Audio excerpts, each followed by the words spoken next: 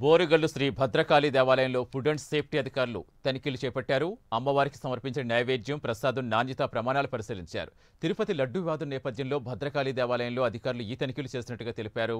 Laddu samples, laddu తయారీకి ఉపయోగించే ముడి పదార్థాలు, నెయ్యి, ఇతర శాంపిల్స్ ల్యాబ్కు పంపారు. తిరుమలలో జరిగిన అవకతవకల నేపథ్యంలో రాష్ట్రంలో అన్ని దేవాలయాల్లో తనిఖీలు చేస్తున్నట్టుగా ఫుడ్ సేఫ్టీ అధికారులు వివరించారు.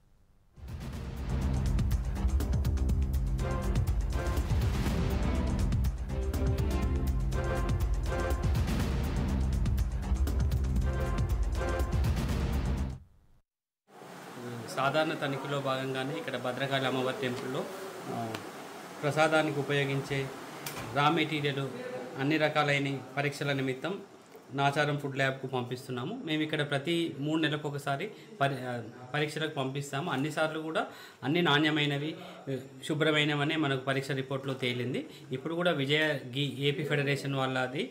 దాంతోపాటు శనగపప్పు, బేసను, ఆవాలు, మిగతా అన్ని ముడి పదార్థాలను కూడా మేము పరీక్షించాము. అన్నీ కూడా నాణ్యమైనవిగా, శుభ్రంగానే ఉన్నాయి. అయినా కానీ ఫర్దర్ ల్యాబ్ అనాలిసిస్ కోసం రాష్ట్ర ఆహార ప్రయోగశాల నాచారం పంపుతున్నాము. ఏదైనా తేడా ఉంటే దేవస్థానం వారికి నివేదిస్తాము. గత 2 సంవత్సరాల నుంచి ఇక్కడ చూస్తున్నాము, పరిశుభ్రమైన వాతావరణంలో మంచి నాణ్యమైన ముడి పదార్థాలతోనే లడ్డూలు తయారు చేస్తున్నారు.